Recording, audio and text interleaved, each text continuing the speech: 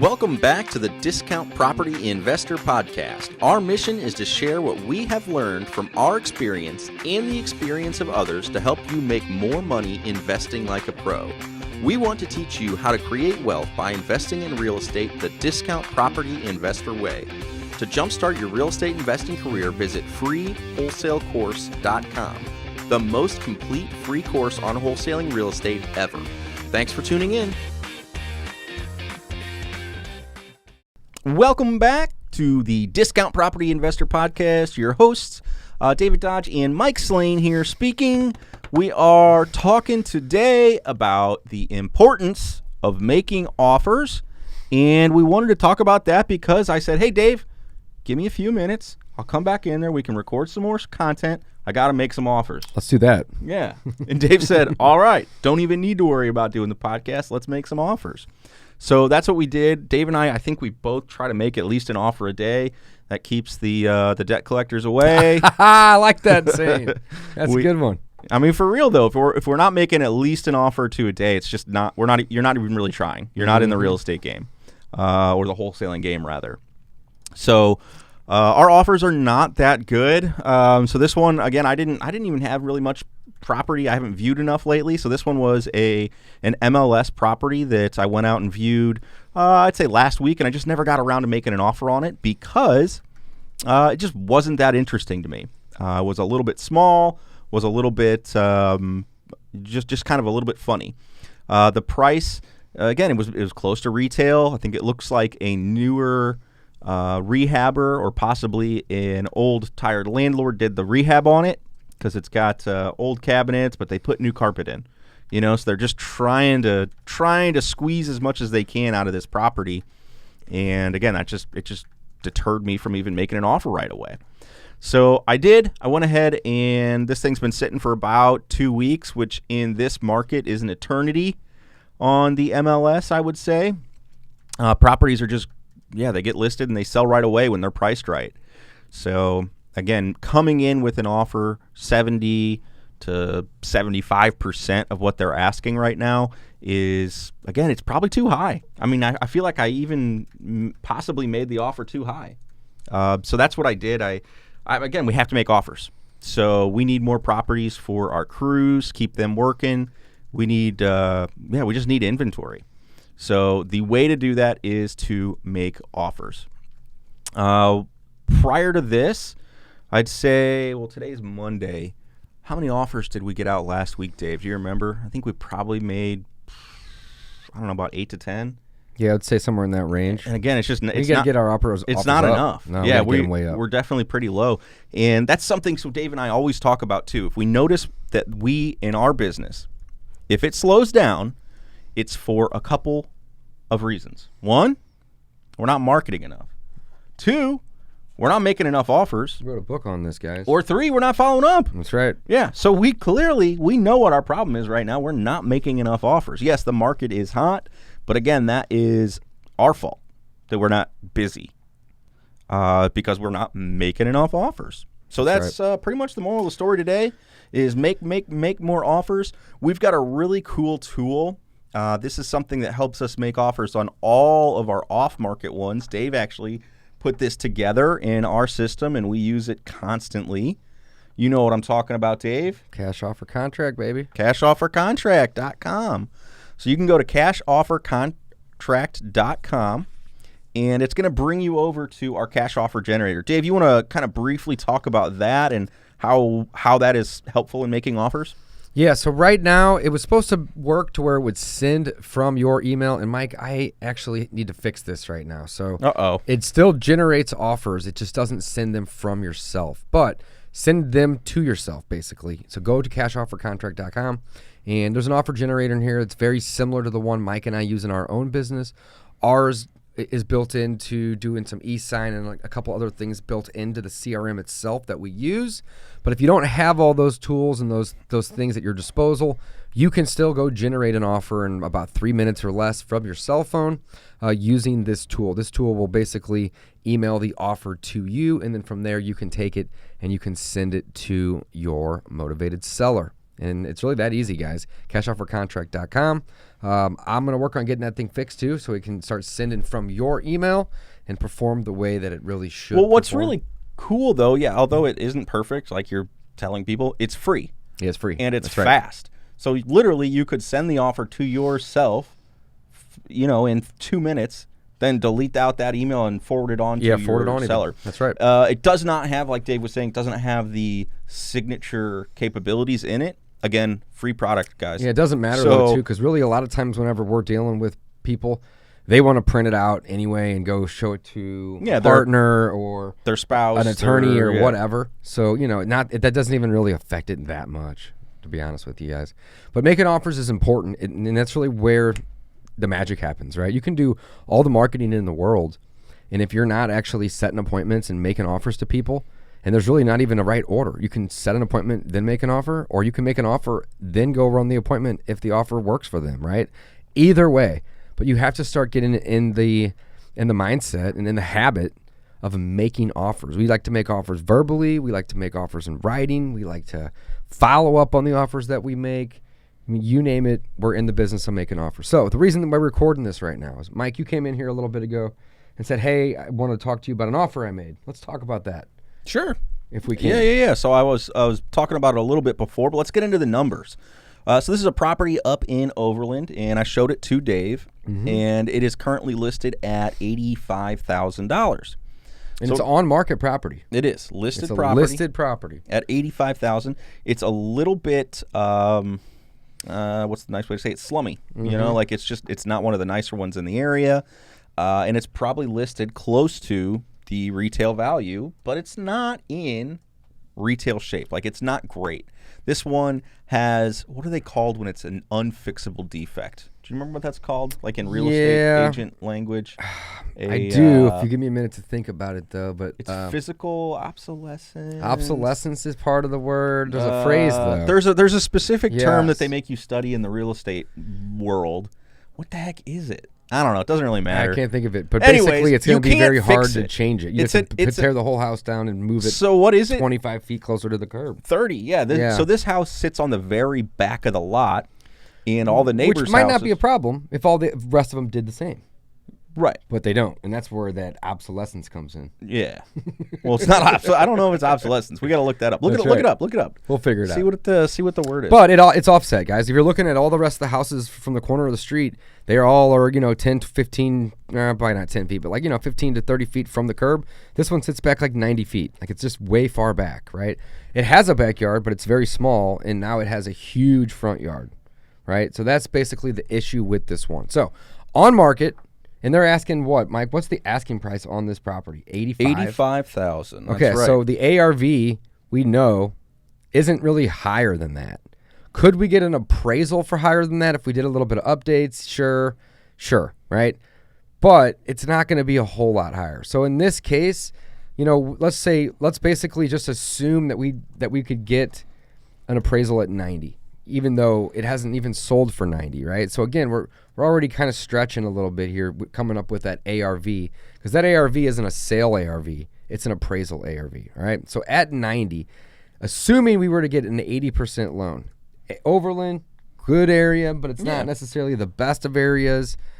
That would be best case scenario, guys, and that's because we have good relationships with our banking partners, and we have really good credit. We don't miss payments. All right, so that puts us at $72,000, all right, at an 80% discount rate. Now, we're going to need to spend some money fixing this place up, something, right? Even if it's move-in ready, there's going to be an inspector that's going to come out, and he's got to give us an occupancy inspection for us to even be able to rent this property and turn a vacant property into an asset that's bringing in income. I need your attention. Yeah, I'm just trying to figure out what that defect is called. Can't figure it out. I'm listening too, by the way. Okay, so we're at 72. I gotcha. Yep. So what's the repairs, Mike? Have you been to this one yet? Or I have. Okay, yeah. So cool. They got new carpet. It's just outdated. The kitchen, you saw the pictures. That would need to be addressed.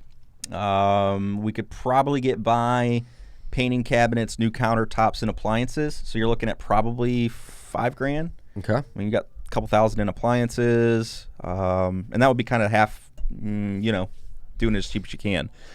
Then you've got the deck on the front, which is painted, but you can tell it's just older. So you're either going to address that now or later. Same thing with the systems. So this one had an older HVAC. It's probably functional.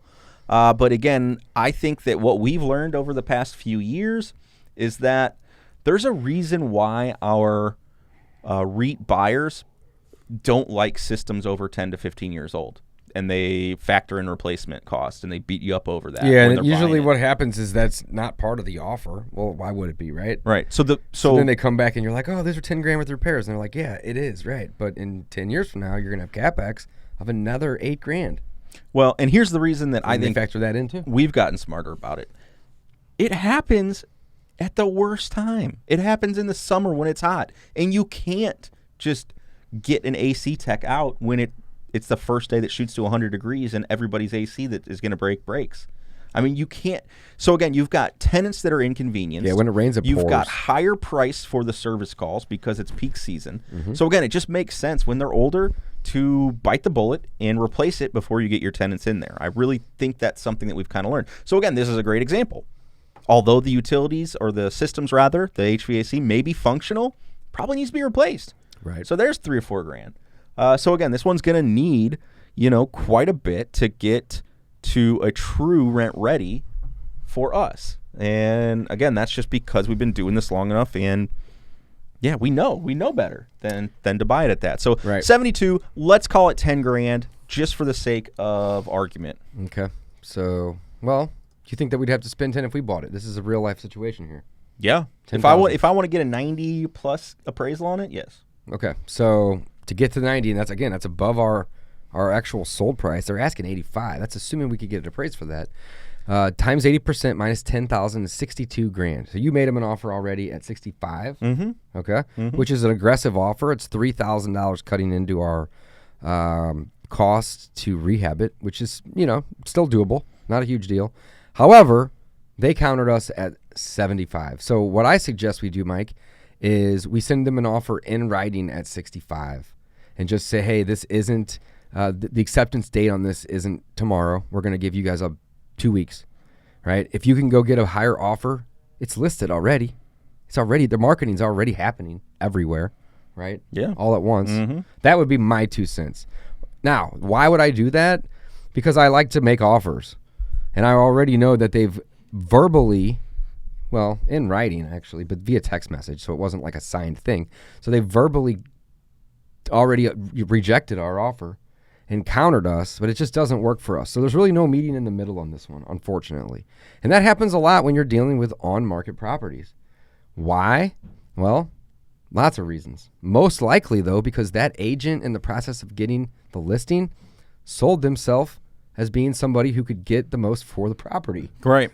I mean, and why wouldn't they, though? Right? That's exactly. So I'm not saying anything negative. That's why I like to put 95% of my efforts into marketing direct to sellers that don't have the agent involved. In this case, there is one involved. So what do you think of my opinion on moving forward? Great plan. Maybe even juice it another 1,000 or two. 66, 67, 66,700. Something like that, right? To where we could maybe get by with $6,000 or $7,000 worth of rehab to still get the 90 appraisal. Even if we didn't get the 90 and we got the 86 or the 87 or whatever it is, Mike, we'd have a couple grand in the property. Well, we could probably get a higher appraisal. Maybe. I just don't want to speculate. Yeah. I just think with the market the way it is, if You're we right. fix it but up. If the market turns and then we have to get another appraisal in 3 to 5 years, we may be into trouble. So again, let's not speculate. 90's high end, in my opinion. Mm-hmm. And it's also a goofy property, right? Exactly. Like, it's sound,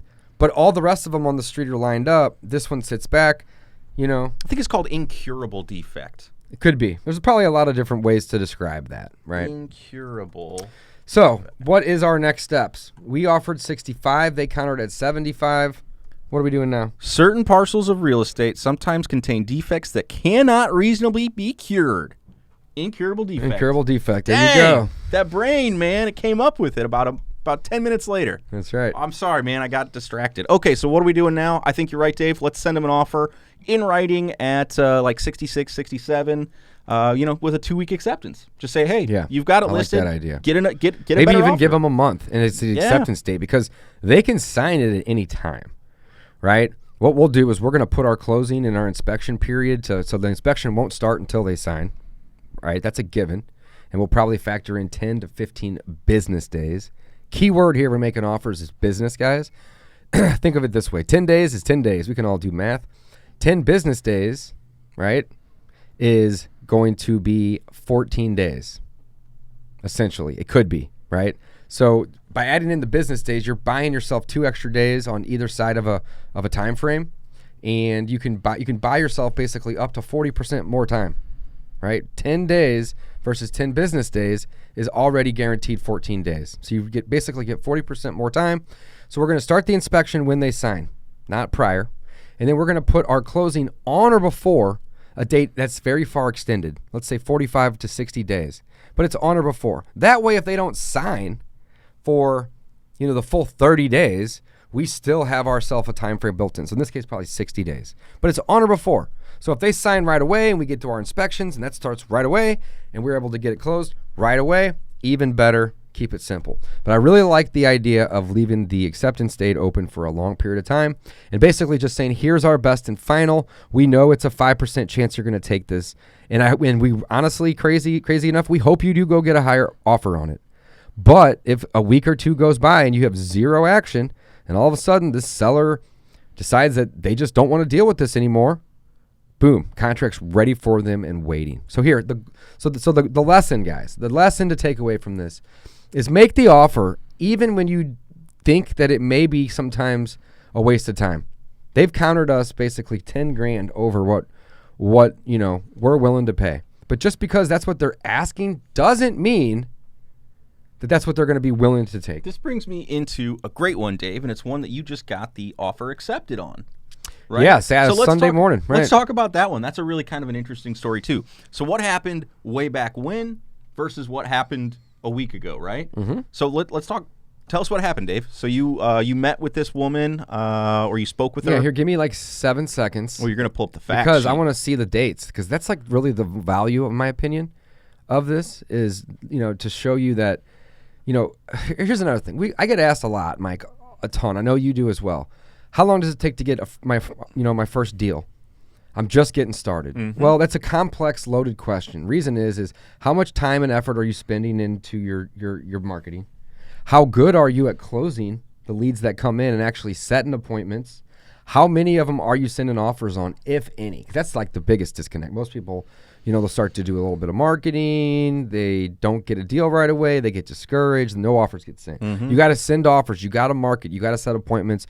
You got to follow up, right? All of these things are so incredibly crucial. So when somebody says, how long does it take me to get a deal? My response is, how much time and money are you willing to put into your marketing? How many appointments do you plan to set? And do you already have a contract ready to send somebody? Because if they don't have that ready to go, then they're probably not already sending offers. So we need to teach them how to send offers, right? So very, very, very important. All right, this one that we just got, Mike, you had asked. Yeah, so when did we start talking with them, and when did you make your offer? We initially started talking 5 months ago.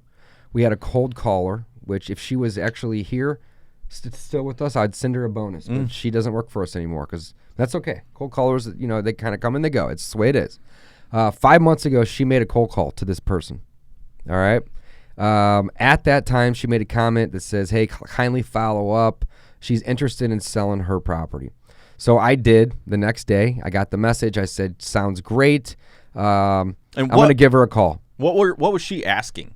What was the asking? So we're going to get to that. It's a great point, Mike. So we started chatting. I got all these notes here. I'm just kind of reading through my notes here. Mm-hmm. And I'm just trying to speed the conversation she owns along. A few properties. I got the addresses of them. The estimated value of the condo that she was wanting to sell at the time, this is 5 months ago, according to PropStream, was $66,000. It's a 2-1, 875 square foot condo, right? She said that she wanted $65,000. And it was worth $66,000. So she was basically asking full retail for the property. So I verbally offered her $35,000, which isn't quite half, But I knew with it being a condo that I wouldn't have any like major exterior issues with landscaping or a roof because it's an HOA. So that cut down like a lot of my cost. Like, I knew rehabbing this condo with it being 800 square foot and most of it consisting of bedrooms.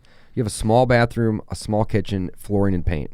And that's going to be like 90% of this condo, right? So I didn't think that my cost would be too crazy. Usually I would have discounted it even more, but I made the offer at $35,000.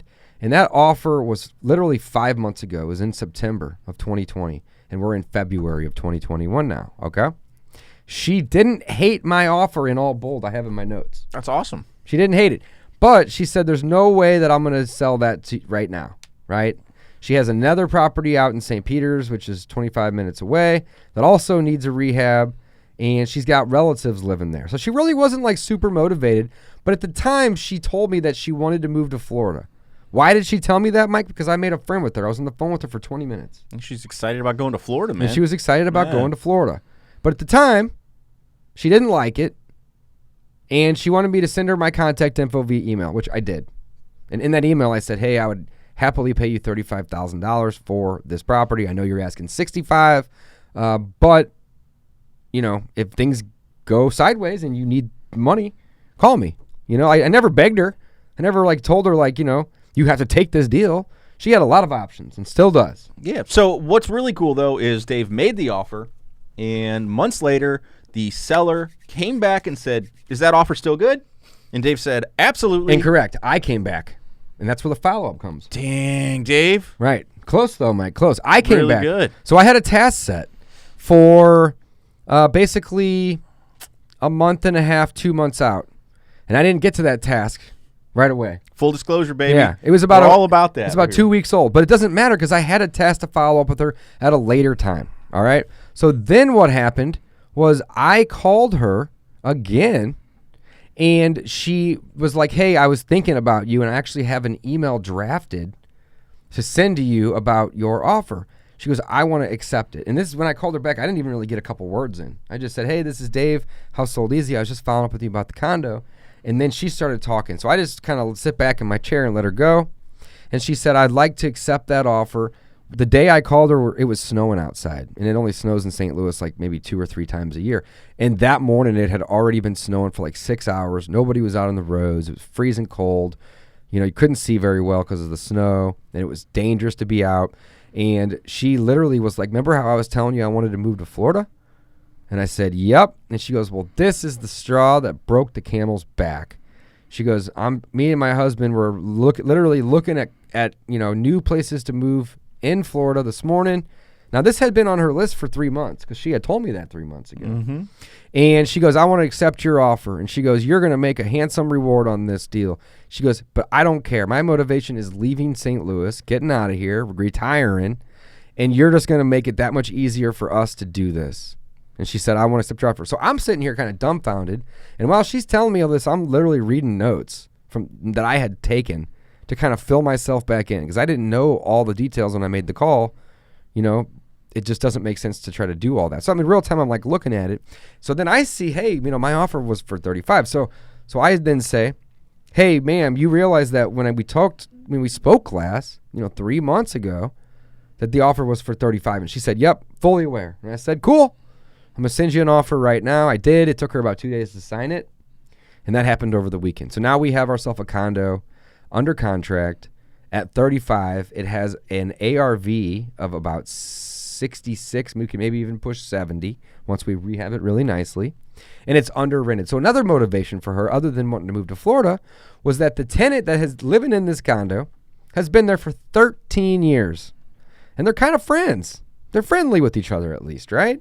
She's renting her this for $600, but the market rate on these, and the reason we know the market rate is because this seller also has another condo in the building, same floor plan, that's rented for $775. However, it has updates. This one doesn't. So you're talking about a difference of $175 a month. So again, one of her motivations was to not raise the rent on this woman and or make her leave so she could get those updates done to have a higher rent. Well, this is a business for Mike and I, so we are going to buy it. And we're not going to kick anybody out, But we're going to let her know, hey, we could be getting $775 with this being updated, and we would love to update it, but you're here. So instead, we're going to raise the rent, let's say $100 from $600 to $700. And if she wants to stay, great. Stay as long as you want. But we need to start capturing some of that market rate rent. We're not going to go the full $175 because it isn't updated. Now, if she says, no, I'm not paying $700 to remain here after 13 years, well, that's unfortunate for both of us because we're going to lose rent and she's going to have to find a new place to live, but this is business. So she can go find somewhere else in the building or even somewhere else elsewhere. And now we have a vacant property that we can go spend the $6, $7, $8 into those updates. And then we can either get the market rent of $775 or we can turn around and list it for $70,000. Maybe we'll get $65 and we'll make $20,000. Long story short, Dave made an offer 5 months ago, followed up with it, and that's how we're getting a deal this week. So again, because we know our business is slower, it's because we haven't made enough offers 5 months ago. And if we're not making enough offers 5 months ago, we're not making enough offers today. We've got to up our offers. Long story short, we know we're not making enough offers, so we have to make more so we can keep telling you guys stories like this one where Dave got this great deal under contract. Not too bad. Not too bad. So, yeah, guys, get out there, make some offers. We are going to end this show right here because we are going to go make an offer right now. We need to make more offers. Let's send that offer right now, Mike, for $65 with a 30-day acceptance period and let them know, hey, we get it. It's less than what you guys want to sell it for. But just hold on to it. And if you can find somebody else, great. And if you can't, guess who's going to be calling them up every week or two, following up, saying, have you found anybody higher? You heard it here. Signing off. Thanks for listening to the Discount Property Investor Podcast. If you enjoyed this episode, please like, share, and subscribe to help us reach a wider audience. To jumpstart your real estate investing career, visit freewholesalecourse.com, the most complete free course on wholesaling real estate ever. We would also appreciate it if you left us a review on iTunes or Stitcher. Thank you in advance for your support. And remember, you make your money when you buy, you get paid when you sell. Now let's go build some wealth.